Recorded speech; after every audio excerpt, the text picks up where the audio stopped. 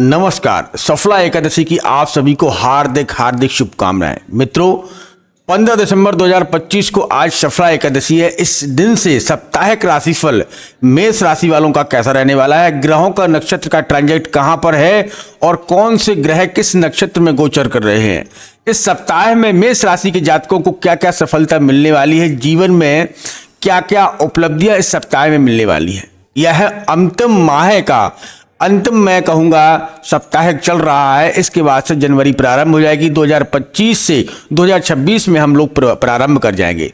तो इस सप्ताह में जो भी नक्षत्र में जो ग्रह चल रहे हैं, कहीं ना कहीं शुभ नक्षत्र मेष राशि वालों के लिए अवगत आने वाले ग्रहों और संकेत आपके लिए 2026 में देते हुए दिखाई दे रहे हैं। तो जानते हैं कि मेष राशि वालों के लिए यह सप्ताह कितना अनुकूल रहने वाला है, क्या क्या सफलता मिलने वाली है।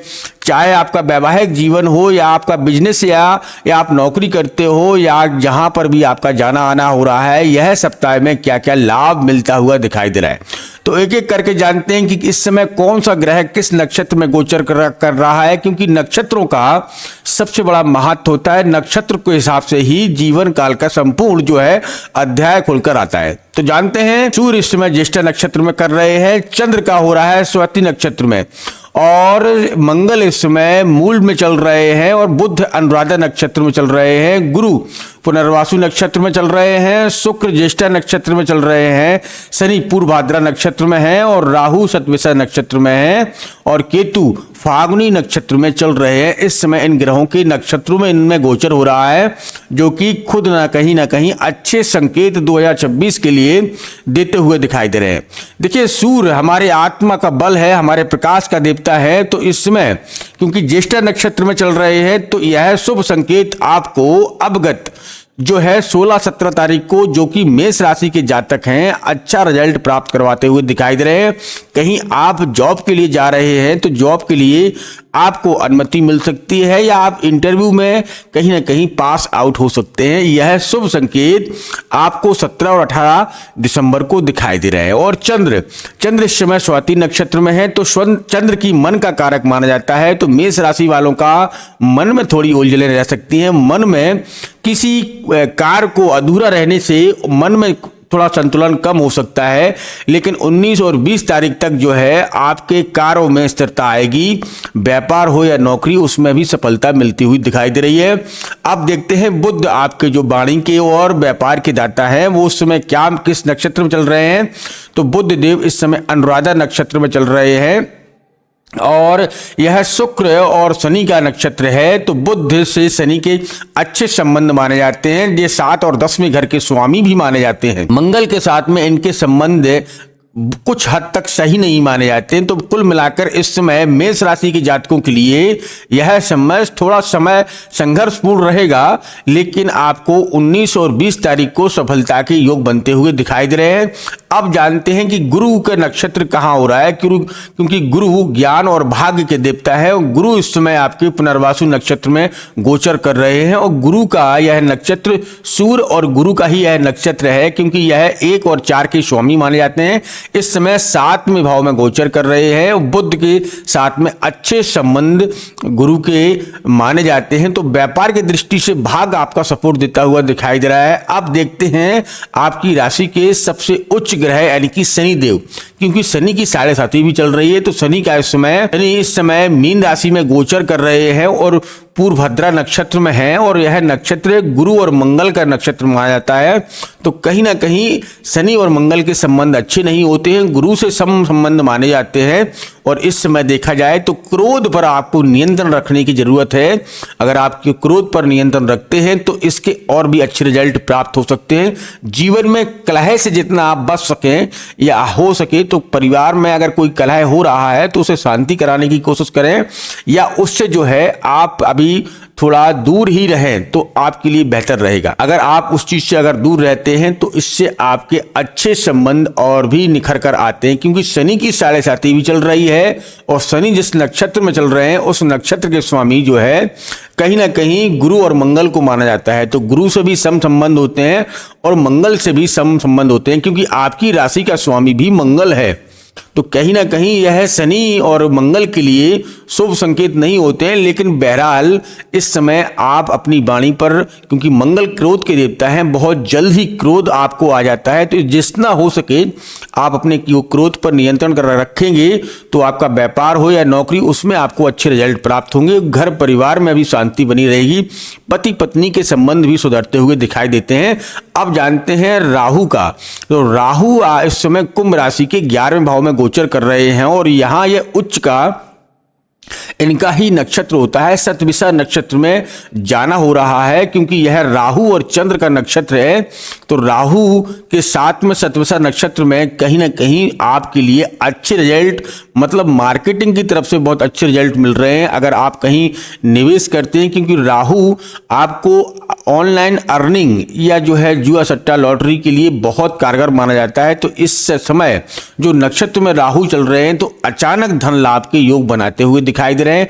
आपके लिए यह शुभ संकेत ला सकते हैं, क्योंकि 17 और 18 तारीख तक कहीं ना कहीं से आपको धन लाभ के योग बनते हुए दिखाई दे रहे हैं। राहु इस समय उच्च के होकर आपके भाव में बैठे हुए हैं और यह आय का भाव है। कहीं ना कहीं यह संबंध बहुत ही अच्छे बनते हुए दिखाई दे रहे हैं। पैसों की लेन देन करते समय थोड़ी सावधानी जरूर बरतें, क्योंकि डॉक्यूमेंट अगर आपके पूरे होते हैं या लेन देन के समय अगर आप थोड़ी आंखें खोलकर काम करते हैं तो कोई नुकसान नहीं होगा। क्योंकि अगर आप फॉरेन कंट्री में भी निवेश करते हैं या वहां से भी पैसा कहीं ना कहीं आपका आ रहा है या रुका हुआ है, तो इस सप्ताह के आपको अंतिम पायदान पर शुक्र, शनिचर और इतवार तक आपको अच्छे लाभ के संकेत मिलते हुए दिखाई दे रहे हैं।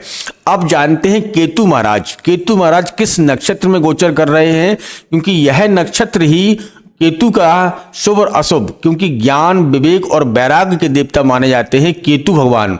तो केतु की इस समय कहाँ दृष्टि है? केतु आपकी कुंडली के सिंह राशि में इस समय गोचर कर रहे हैं और नक्षत्र फाल्गुनी नक्षत्र है और यह नक्षत्र कहीं ना कहीं शुक्र और राहु का है। तो यह आप मानकर चलिए कि यह शुभ संकेत, क्योंकि इस नक्षत्र में और भी बल मिलता है केतु को। यह शुक्र और राहु का नक्षत्र होने से, बल मिलने से आपकी जो है धर्मात्मा या आपको जो है भगवान के प्रति जुड़ने का मौका मिल रहा है, भगवान की आराधना करने का मौका मिल रहा है। इस समय हो सके जितना हो सके भगवान से कनेक्टिविटी रखिएगा तो और भी लाभ मिलेगा। कुल मिलाकर ये सप्ताह आपको मिले जुले फल लेकर आ रहा है। 17, 18 और 19 तारीख को अचानक यात्राएं हो सकती हैं और यात्राओं से लाभ मिलने के संकेत बन रहे हैं। आपके जीवन में जो लोग लव में, लाइफ में हैं और अभी कुछ प्रॉब्लम चल रही थी, तो 18, 19 और 20 तारीख तक आपको उसे सुधारते या सुधारने का मौका मिल सकता है। कुल मिलाकर अगर आपका कोई फंडिंग है या रुका हुआ पैसा है तो 18, 19 या जो है 17 तारीख तक आपके लिए अच्छे रिजल्ट मिलते हुए दिखाई दे रहे हैं। आज सफला एकादशी है, तो सफला एकादशी के दिन अगर अभी आपने भगवान विष्णु की आराधना शाम के समय अवश्य करें, भगवान विष्णु के मंत्रों का उच्चारण करें और ओम नमो नारायण इस मंत्र का आप जाप करते रहें, तो भगवान की कृपा आप पर बनी रहेगी। उपाय क्या करना है कि इस सप्ताह में आप मंगलवार और शनिवार के दिन आप हनुमान जी के मंदिर में अवश्य जाइएगा, हनुमान चालीसा का पाठ करिएगा, क्योंकि इस समय आप पर शनि की 7.5 का प्रभाव भी है। तो जहां तक हो सके आप शनि की आराधना और हनुमान जी की आराधना करिएगा। जो है काली चीजों का शनिवार के दिन जैसे काले कम्बल या का दान कर सकते हैं, तो इससे शनि की कृपा आपको प्राप्त होगी। और हनुमान जी के लिए अगर आप हनुमान चालीसा का पाठ करते हैं, सिंदूर का चोला अर्पित करते हैं, तो निश्चित तौर से जो है कहीं ना कहीं हनुमान जी की आप पर कृपा बनेगी और शनि की 7.5 का प्रभाव कम रहेगा। हो सके तो किसी गरीब कन्याओं को या गरीब लोगों को कुछ अन्न या वस्त्र का दान करें। यह सप्ताह आपके लिए अनुकूल रहेगा। बिगड़े हुए कार्य बनने की प्रबल संभावना बन रही है। कुल मिलाकर भगवान विष्णु की कृपा से आपके जो रुके हुए कार्य हैं वो 17, 18 और 19 तारीख को अचानक आपको संकेत मिलते हुए दिखाई दे रहे हैं।